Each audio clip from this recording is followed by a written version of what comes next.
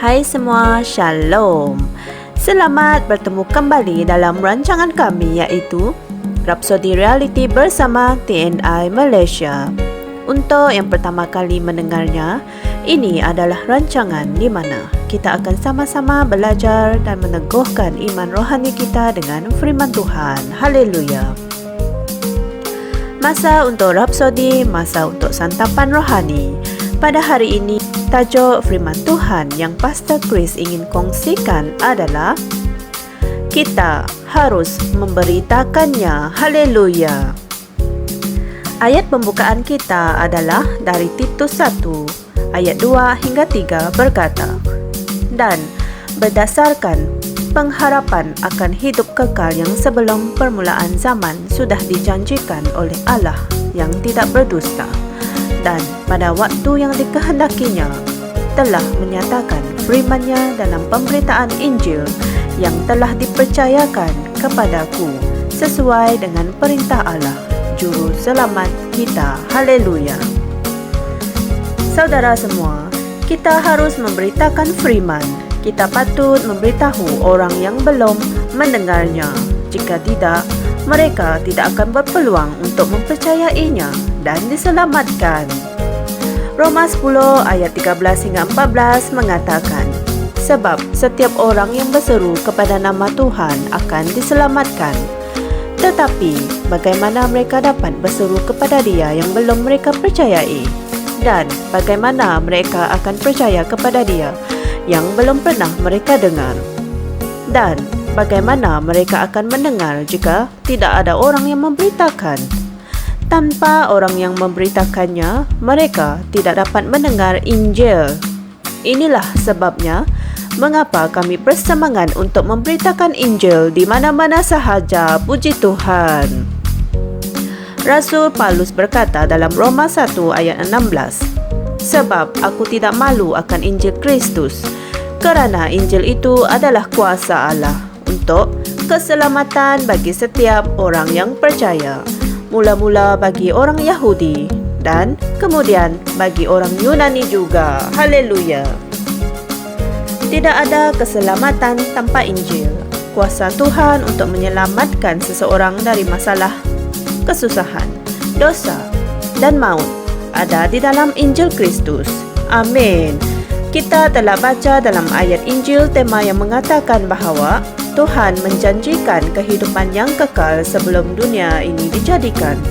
Dan sekarang Dia telah memenuhi janjinya, menyatakan firman-Nya dan menjadikan kehidupan yang kekal tersedia ada melalui pemberitaan Injil. Amin. Lihatlah betapa kita sangat diberkati untuk menjadi penjaga dan pembawa mesej ilahi, duta kebenaran yang ilahi. Puji Tuhan.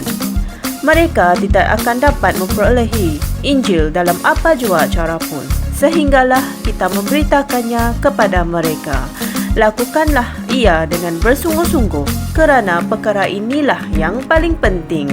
Pastikan Injil ini sampai kepada ramai orang yang telah ditabiskan untuk menerimanya di duniamu. Amin. Mari kita sama-sama membuat pengakuan ini. Aku seorang duta Kristus dalam Injil.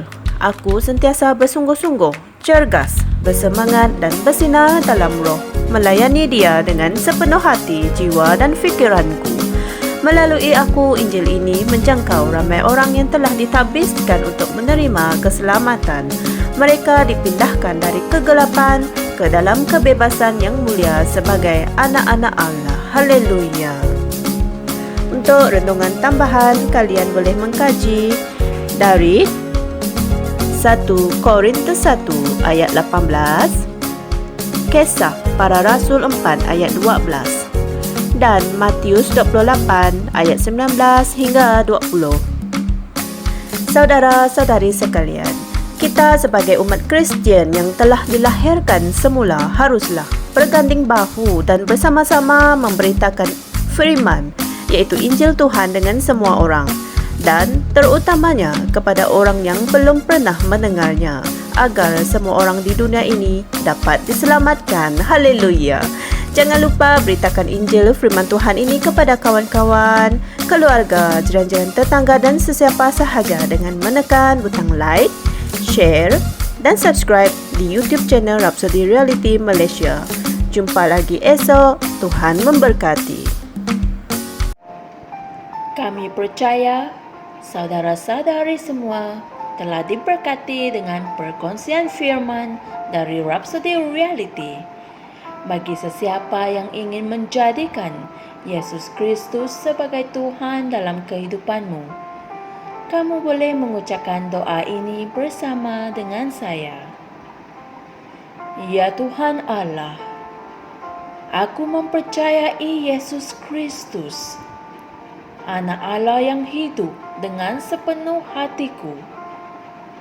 Aku percaya Dia telah mati untukku dan Allah telah membangkitkan Dia dari kematian. Aku percaya Dia hidup hari ini.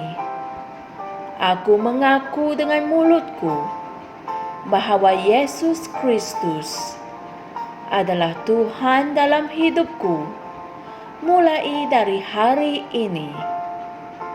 Melalui Dia dan di dalam nama-Nya, aku mempunyai kehidupan yang kekal.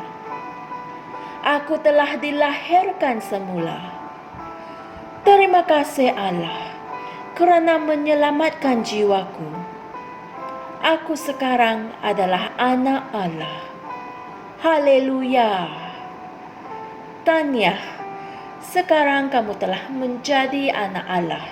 Untuk apa-apa sebarang pertanyaan atau untuk mendapatkan lebih banyak maklumat mengenai bagaimana untuk bertumbuh sebagai seorang Kristian, anda semua boleh hantar mesej di akaun Facebook kami atau email kami di tni.msia@gmail.com. Sekali lagi, tni.msia@gmail.com.